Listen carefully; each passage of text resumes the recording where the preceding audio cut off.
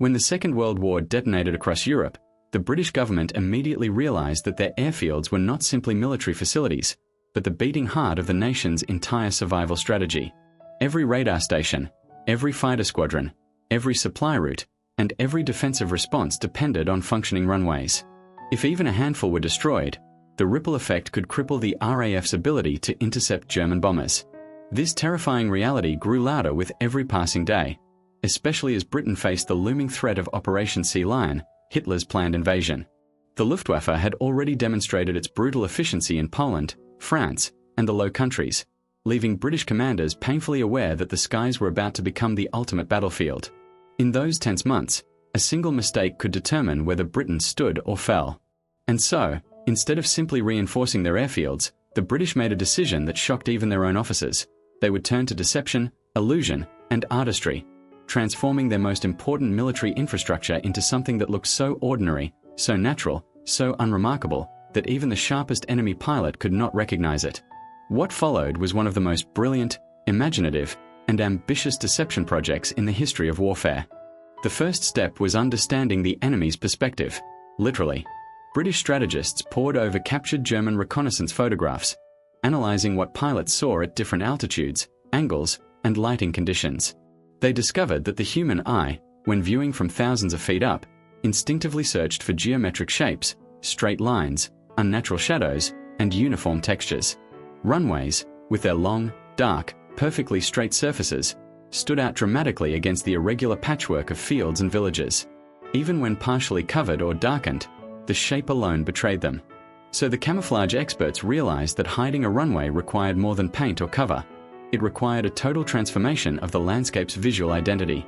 To the Luftwaffe, the airfield had to disappear not by shrinking, but by becoming something else entirely, something familiar, everyday, and harmless. This psychological understanding of visual pattern recognition became the foundation for their camouflage doctrine, and it pushed British planners to think like enemy pilots, studying not just the physical structures but the biology of perception itself. To build this deception machine, Britain assembled one of the most unusual and brilliant collaborations in wartime history. They recruited an army of individuals who, under normal circumstances, would never have been part of the military: painters, sculptors, theatre set designers, architects, cartographers, surveyors, horticulturists, landscape painters, and even illusionists from the performing arts. Many of these experts came from prestigious art schools or architectural firms and had spent their lives studying visual manipulation long before the war. Now, their talents were weaponized. These creative minds worked alongside military engineers and intelligence officers to form the camouflage branch, a secretive unit tasked with bending the landscape until it fooled not only human eyes but also aerial cameras. Their workshops were filled with sketches, models, pigments, artificial textures, and scale replicas of entire towns. From dawn till dusk, they simulated different weather conditions, shadows, and viewing angles, trying to understand how a real pilot might perceive their work at high speed and altitude. Each airfield became a puzzle, requiring scientific precision and artistic intuition to solve. The idea of disguising runways as farmland evolved into a massive engineering challenge. The designers needed to recreate the exact appearance of British agricultural fields, complete with ploughed rows, crop variations, grass densities, soil irregularities, and even seasonal color changes. They stretched vast nets of canvas across runways and painted them with mixtures of dyes, pigments, and crushed natural materials to mimic the Earth's texture. Some areas were covered with thick Hessian fabric dyed in multiple shades of brown and green. Others used layered mesh that created depth when viewed from above. To replicate ploughed lines, the artists stitched long ridges into the fabric or built shallow wooden contours beneath the surface. In some places, they scattered actual straw, dried weeds, and bundles of hay on top of the artificial fields, blending real vegetation with fabricated scenery.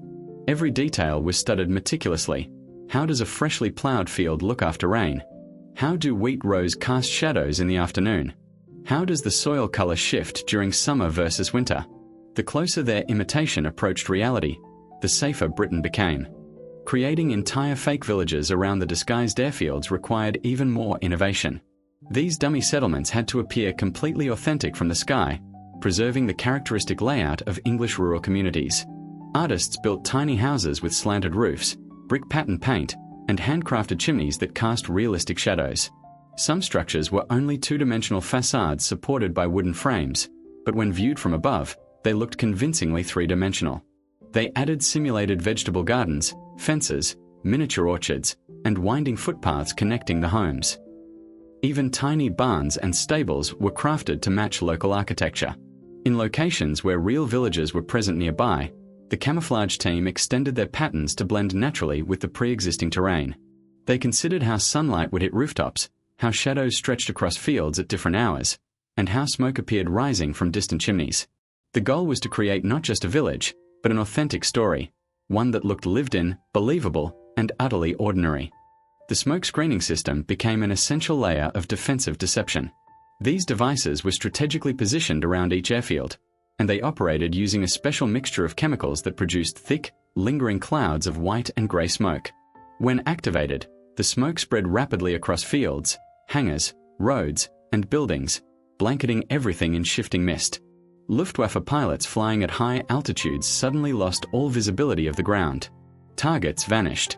Shadows dissolved. Straight lines disappeared. Many German pilots dropped their bombs at random, hoping to hit something, but most missed entirely. The psychological effect was profound. Even when the airfields were operating at full capacity, the smoke created an illusion of emptiness or confusion. On several occasions, entire bombing raids failed because the enemy could not see through the man-made fog. This inexpensive, fast, and highly effective system protected countless runways from destruction, turning clouds of smoke into shields of survival. Night raids posed a different challenge. The Luftwaffe often relied on visible lights on the ground to locate airfields in darkness. To counter this, British engineers built decoy lighting systems composed of dim lanterns, controlled bulbs, and low-glow markers spread across remote fields. These lights were carefully arranged to mimic the exact layout of real runway guidance strips. When enemy bombers approached, the false airfield would activate, appearing to be a fully operational site ready for attack. While the Germans prepared to release their bombs, the real airfields remained pitch black and silent, safely hidden. This misdirection forced enemy crews to waste expensive bombs on worthless ground. Sometimes, they destroyed nothing more than mud, grass, and wooden frames. The brilliance lay in how convincingly the lights mimicked authentic RAF patterns, tricking pilots even during fast, stressful, high-altitude maneuvers. The use of dummy aircraft became one of the most widely deployed deception tools. These fake planes were astonishingly detailed despite being made from cheap materials. Painted canvas stretched over lightweight frames gave the shape of wings and fuselages.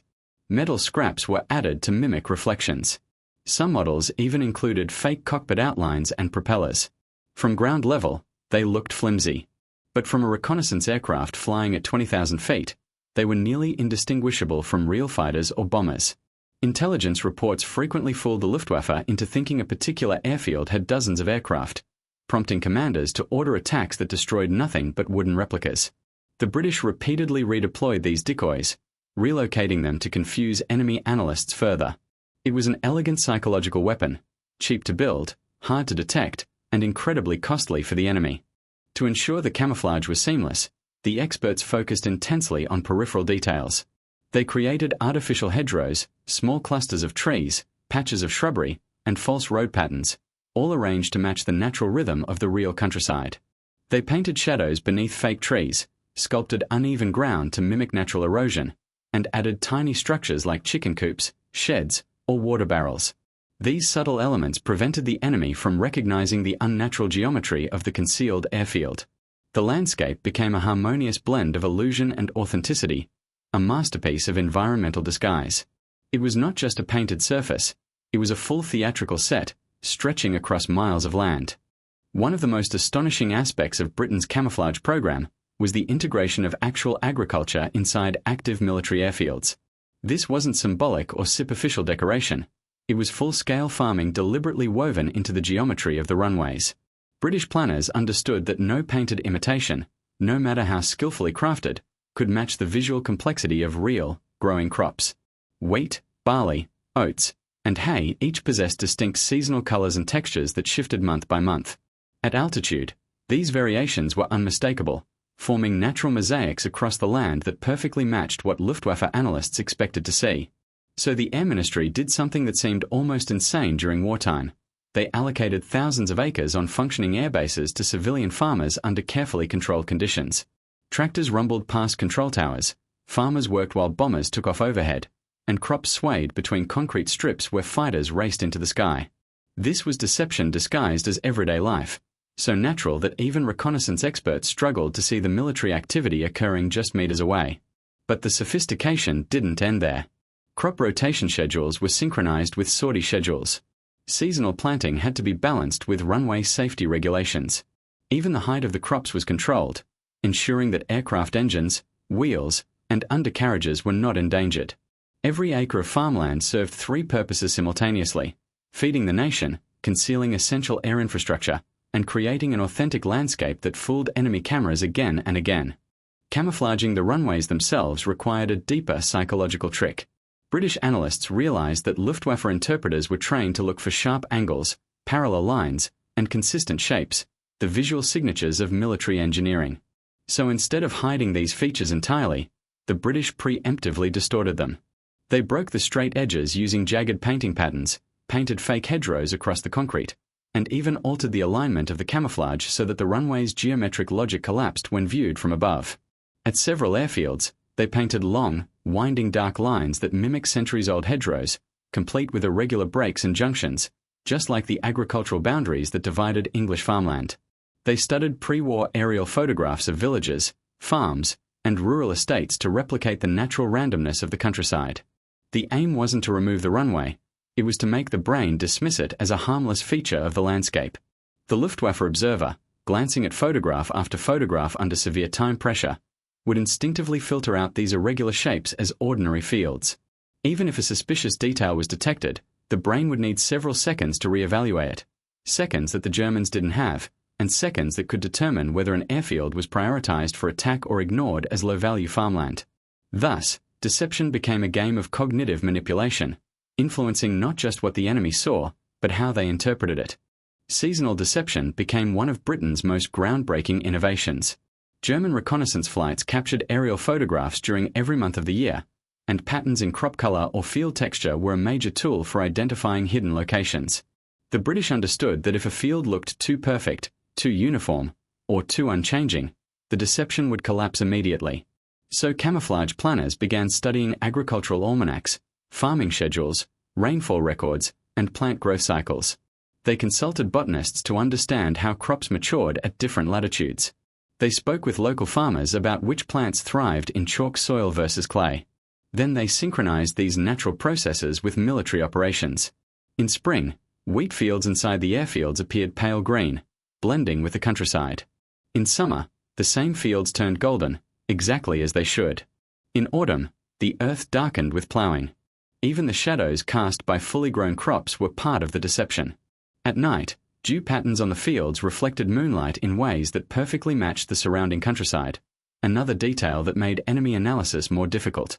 German analysts expected to identify hidden airfields through inconsistencies between seasons. Instead, they found landscapes that behaved exactly as nature intended. This was not camouflage, it was ecological mimicry. Britain had weaponized the rhythm of farming seasons, using the slow, inevitable march of plant growth itself as a shield of deception. The psychological pressure placed on Luftwaffe photo interpreters was immense, and British planners crafted their strategy specifically to exploit this weakness. These analysts were young, overworked, and often reviewing thousands of images in a single shift. They relied heavily on pattern recognition and quick judgment. British deception strategists knew that if an airfield did not immediately signal its identity, if it forced the analyst to hesitate or take extra time, it would likely be misclassified or downgraded in priority. One misidentified shadow, one mistaken hedgerow, or one patch of real wheat growing in the right place could cause an entire airfield to be labeled non-operational. This error might persist for weeks, during which RAF squadrons could train, repair aircraft, or prepare for major operations. In intelligence warfare, even a 3-day delay was considered a victory. But Britain achieved far more. They created confusion that lasted months. Some Luftwaffe target folders from 1940 to 1941 contain contradictory assessments, notes stating that an airfield appeared active, followed by other entries claiming it was abandoned or lightly used. These internal inconsistencies reveal how deeply the camouflage disrupted enemy certainty. A deceptive airfield did not need perfect illusion, it needed only to sow doubt. That doubt forced the Germans to expend fuel, manpower, film, and reconnaissance missions rephotographing sites that turned out to be far less accessible than expected. Every hour wasted meant British bombers and fighters survived another day.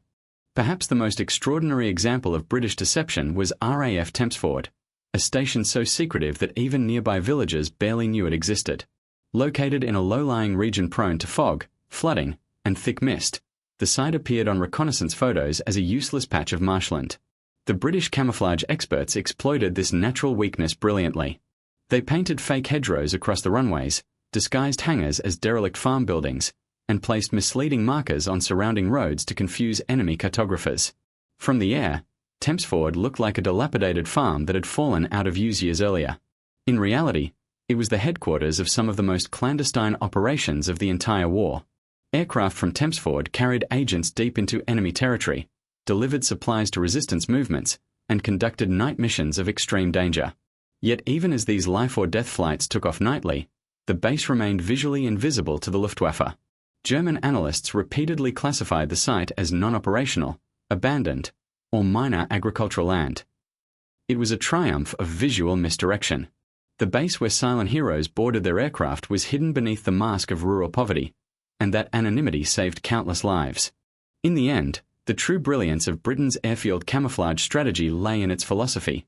Deception is not about hiding the truth, it is about shaping the perception of truth. Instead of constructing elaborate, rigid illusions, the British embraced the organic, chaotic, irregular nature of real countryside. They realized that nature itself is the greatest camouflage artist. Wheat grows unpredictably. Grass fades unevenly. Shadows shift throughout the day.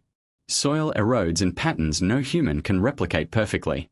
By allowing actual agriculture, real weather, and the natural rhythms of the land to blend with military infrastructure, Britain created camouflage that was alive, not static. This living deception absorbed sunlight, changed with the seasons, moved with the wind, and aged naturally. It evolved daily, just like the landscape around it. No enemy analyst could fully untangle such complexity under wartime pressure. And so, airfields that should have been high-priority targets slipped beneath the German gaze. Instead of identifying runways, analysts saw fields. Instead of bombers, they saw barns. Instead of war, they saw countryside. This deception bought Britain precious time, weeks, months, and in some cases years. It protected pilots, preserved aircraft, safeguarded vital infrastructure, and kept the RAF fighting when the nation needed it most. The farmland camouflage was not merely a trick, it was a masterpiece of military adaptation, a union between agriculture and warfare, and a reminder that sometimes the most powerful weapon is the landscape itself, quiet, patient, and endlessly deceptive.